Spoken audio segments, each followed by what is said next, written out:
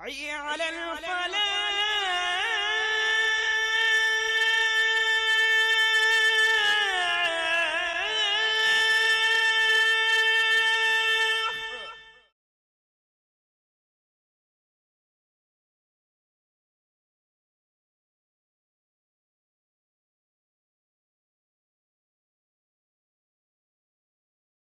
السلام علیکم ورحمۃ اللہ وبرکاتہ۔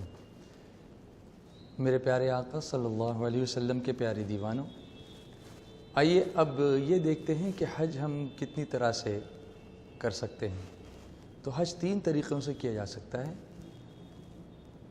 حج قران، حج تمتع اور حج افراد۔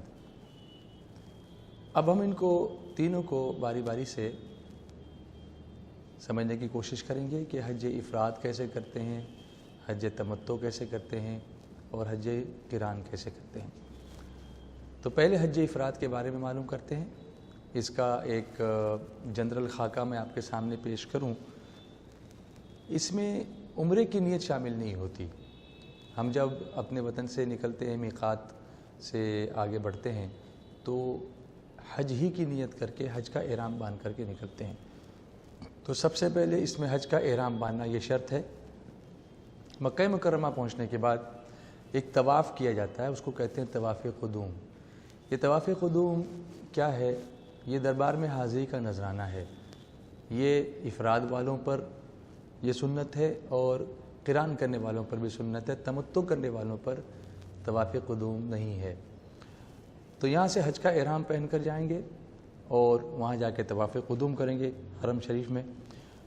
اس کے بعد اگر چاہیں تو طواف زیارت کی جو سعی ہے، طواف زیارت کا وقت تو 10 تاریخ کو شروع ہوگا، لیکن اس کی سعی سے اگر فارغ ہونا چاہیں تو طواف قدوم کے ساتھ طواف زیارت کی سعی سے فارغ ہو لیں، اور اس کے لیے طواف قدوم کے اندر رمل اور استباء بھی کر لیں۔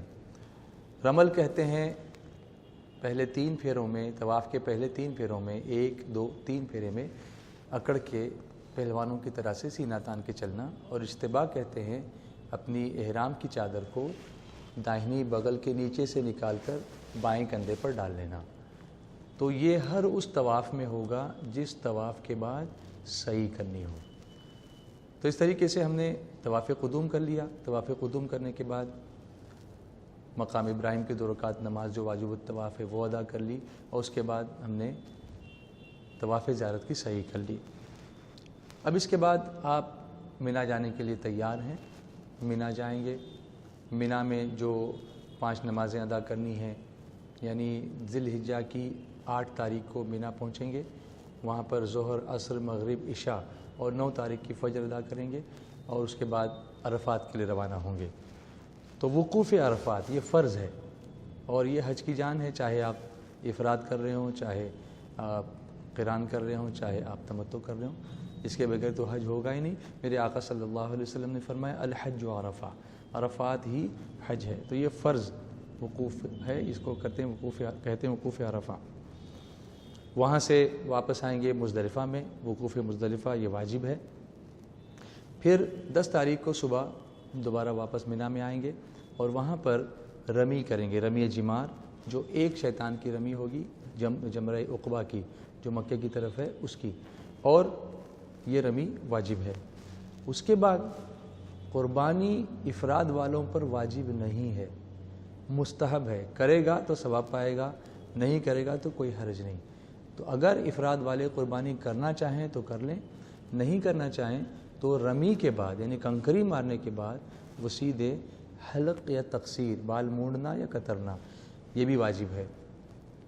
تو بال مونڈ کر وہ احرام سے فارغ ہو جائیں، احرام اتر جائے گا۔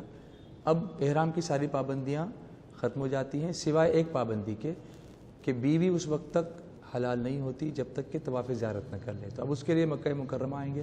مکہ مکرمہ آ کر کے طواف زیارت جو فرض ہے، یہ بھی ایک فرض ہے، اس کو ادا کر لیں گے۔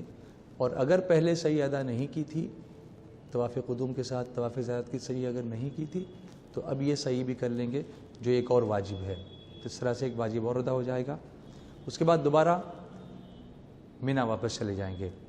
تو مینا میں پھر 11 تاریخ کی 3 شیطانوں کی رمی، وہ زوال آفتاب کے بعد چھوٹا شیطان، درمیانی اور پھر جو آخری جس کی کل کی تھی.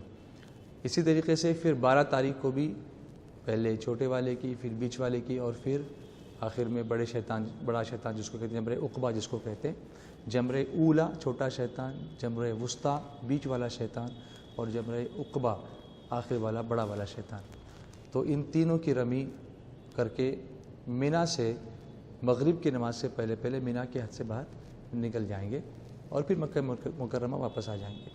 تو اس طریقے سے یہ ایام حج میں ہمارے یہ سارے ارکان مکمل ہوئے. اور اگر 12 تاریخ کی مغرب مینا میں ہو گئی تو پھر اس کے بعد نکلنا مکروہ ہوگا، اور اگر 13ویں کی صبح صادق مینا میں ہو گئی تو پھر 13 تاریخ کی رمی زوال آفتاب کے بعد تینوں شیطانوں کی کر کے پھر وہاں سے نکلنا ہے. تو اس طریقے سے ارکان حج مکمل ہوئے. پھر ایک واجب باقی رہتا ہے جو باہر سے آنے والے حاجیوں پر ہے، وہ ہے طواف وداع. یہ بھی واجب ہے، وہ سادے کپڑوں میں ایک سادہ طواف اور اس کے بعد مقام ابراہیم پر 2 رکعت نماز. اس طریقے سے یہ حج افراد کا اجمالی خاکہ میں نے آپ کے سامنے پیش کیا. اور پھر وہاں سے نکلتے وقت جو ہے وہ دعا کریں بار بار حاضری کی، اور پھر اگر پہلے مدینہ منورہ حاضری نہیں ہوئی ہے تو مدینہ منورہ کی طرف، یا اگر پہلے حاضر ہو کر آئیں تو پھر اپنے گھر کی طرف. اس طریقے سے یہ حج افراد کا اجمالی خاکہ آپ کے سامنے پیش ہوا. اللہ تعالیٰ قبول فرمائے. رسالت کے پروانوں ہر سنیچر کو بعد نماز عشاء سنی دعوت اسلامی کے عالمی مرکز اسماعیل حبیب مسجد میں سنی اجتماع ہوتا ہے. تو آپ حضرات پابندی کے ساتھ اس میں شرکت فرمائیں. سنی دعوت اسلامی کی ویب سائٹ sunnidawatisllami.net پر وزٹ کریں اور بہت ساری دینی معلومات حاصل کریں.